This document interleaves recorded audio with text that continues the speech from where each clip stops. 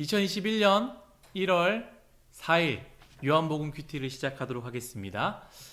오늘 말씀은 요한복음 2장 1절부터 12절까지의 말씀입니다. 제가 읽도록 하겠습니다.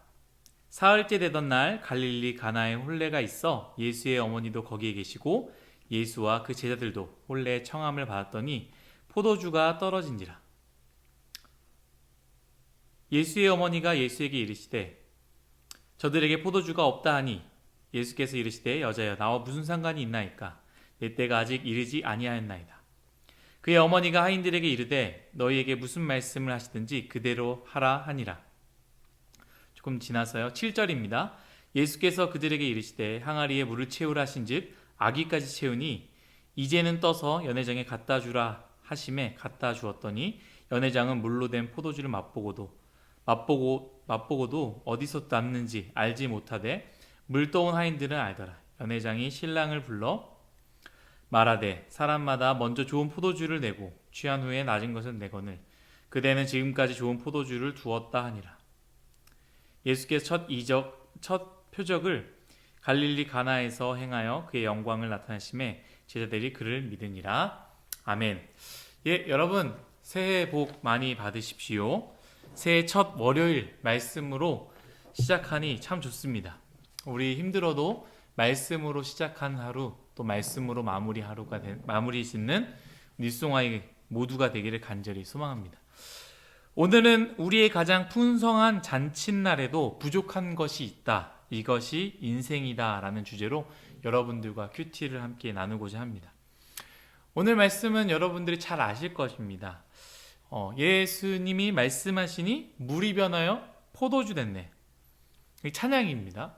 예수님이 말씀하시니 물이 변하여 포도주 됐네. 이 찬양을 잘 아는 것처럼 이 말씀을 가지고 만든 찬양입니다. 예수님의 첫 번째 기적이며 요한복음에만 나오는 말씀인데요. 어떠한 상황인지 모르겠지만 예수님이 이 결혼식에 초대를 받게 되었고요. 그때 마침 문제가 생깁니다. 이 초대받은 잔치집에서 포도주가 떨어지게 된 것이죠. 그때 예수님의 어머님이 예수님께 말씀을 하십니다. 포도주가 다 떨어졌다. 그러자 예수님께서는 이게 나랑 무슨 상관입니까? 나는 나의 때가 아직 이루어지지 않았습니다. 라는 말을 하지만 어머님께서는 아랑곳하지 않고 하인들에게 예수님께서 무슨 말씀을 하시든지 그것과 상관없이 그냥 그대로 해라 라고 명령을 하였고 예수님은 정말로 하인들에게 그냥 항아리에 물을 채우고 그 물 채운 항아리를 갖다 주라 라고 이야기를 합니다. 그래서 갖다 주었더니 정말로 물이 변하여 포도주가 되었다라는 말씀이 바로 오늘 말씀입니다. 저는 이 말씀을 보면서요 여러 가지 생각하는 것이 있습니다. 누가 예수님을 초대했고 왜 예수님은 그곳에 가셨을까? 그리고 어머님의 그 믿음이 있죠. 예수님이 누구신지 알고 있었다라는 거고 또 믿음의 크기만큼 또 예수님께서는 일하신다라는 것도 여러분들과 나눴으면 합니다. 또한 순종한 하인들에 대한 부분들 어떻게 하인들이 불평하지 않고 그대로 행했을까? 그리고 또 행했기 때문에 예수님의 기적을 보았지 않았을까라는 생각 이런 부분도 여러분들과 나누고 싶지만 오늘 여러분들과 나누고자 하는 것은 우리의 잔치는 늘 부족하다라는 것이죠. 그 부분을 여러분들과 함께 나눠봤으면 좋겠습니다. 잔치집에 가장 중요한 포도주가 없다는 이 말씀이 우리에게 의도성을 가지고 있지 않나라는 생각이 됩니다. 우리는 잔치집 어찌 보면 최고의 순간이 아니겠습니까? 최고의 순간이 될 수 있을 것입니다. 물질이 가장 풍성할 때에, 기쁨이 가장 풍성할 때에, 행복함이 가장 최고조에 달할 때에 이때가 바로 잔치집과 같이 묘사가 될 수 있습니다. 그런데 오늘 말씀처럼 그가 가장 최고조에 달할 때에도 부족한 것, 그것도 심지어 가장 중요한 포도주가 떨어진 것처럼 모든 것이 다 최고조에 채워진 것처럼 느껴질 때에도 늘 우리는 부족한 것이 있다라는 것이죠. 그것이 바로 우리의 인생이다라는 것입니다. 한번 생각해 봤으면 좋겠습니다. 예수님은 도대체 누구의 초대로 그곳에 왔을까?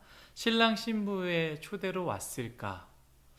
뭐 정확하게 알 수는 없지만 참 만약에 신랑 신부가 초대했다면 이 두 커플은 정말로 지혜로운 부부였고 참 축복받은 부부였다라는 생각이 든다라는 것이죠. 왜냐하면 예수님을 초대함으로 인해 부족한 이 가정 가운데, 부족한 것이 있는 이 가정 가운데 모든 것이 채워지는 가정이 되었다라는 것이죠. 어찌 보면 이 포도주는 우리의 기쁨, 행복, 물질, 소망, 건강이 될 수 있습니다. 다른 것이 다 채워졌지만 우리 가정 가운데 이것도 되고 저것도 되고 취업도 하고 이것도 패스하고 저것도 성공하고 다 잘 되는 것 같지만 이 잔치집과 같은 그런 분위기로 우리의 가정이 되는 것 같지만 나의 인생이 되는 것 같지만 이 오늘 말씀의 잔치집처럼 포도주가 떨어지는 일들이 생긴다라는 거예요. 갑자기 기쁨이 떨어질 때가 있고 행복이 떨어질 때가 있고 분명히 취업도 되고 패스도 하고 물질도 많아졌지만 건강이 줄어들고 건강이 떨어지는 순간이 오게 된다라는 것이죠. 다 채워진 것 같아도 우리의 포도주는 늘 부족하고 떨어집니다. 그것이 바로 유한한 우리의 인생이기 때문입니다. 그러나 이 잔치집에 예수님을 초대한 순간, 예수님이 그곳에 가신 순간, 그 잔치집에 그 부족한 인생에 오신 순간 예수님으로 이 모든 것들이 다 채워질 수 있다라는 것이죠. 더 놀라운 것은 이것입니다. 예수님이 포도주를 무엇으로 바꾸셨습니까? 어찌 보면 물은 굉장히 귀했지만 포도주에 비하면 이 잔치집의 포도주에 비하면 물은 정말 귀한 것이 아니었습니다. 아무것도 아니고 언제든지 구할 수 있는 것이 물이었습니다. 흔하고 쓸모없는 것을 통하여 예수님은 그것을 포도주로 만드셨다, 바꾸셨다라는 것이죠. 아무것도 아닌 것을 통하여 하나님은 참된 기쁨을 주실 수 있다라는 것이죠. 예를 들어서 우리 가정 가운데 이것이 가장 연약하고 우리 가정 가운데 이것 때문에 가장 아픔이 있고 슬픔이 있는 그것을 들어서 나의 인생 가운데 가장 부족한 포도주를 채워주실 수 있는 분이 하나님이다라는 거예요. 이거는 정말 아무것도 아닌 것 같은데 이 경험은 아무 경험도 아니고 이 과거는 정말 아무것도 아닌 과거인 것 같은데 하나님께서는 그 물을 들어서 포도주로 바꾸는 나의 아무것도 아닌 과거를 들어서 포도주로 바꾸고 나의 아무것도 아닌 경험을 들어서 귀한 포도주로 바꾸실 수 있는 분이 예수님이다라는 것입니다. 사랑하는 일송아 여러분들, 늘 부족한 인생입니까? 채워지지 않은 채 한 해가 시작됩니까? 부족한 채로 그 가정이 또 시작되었습니까? 오늘 말씀을 기억하십시오.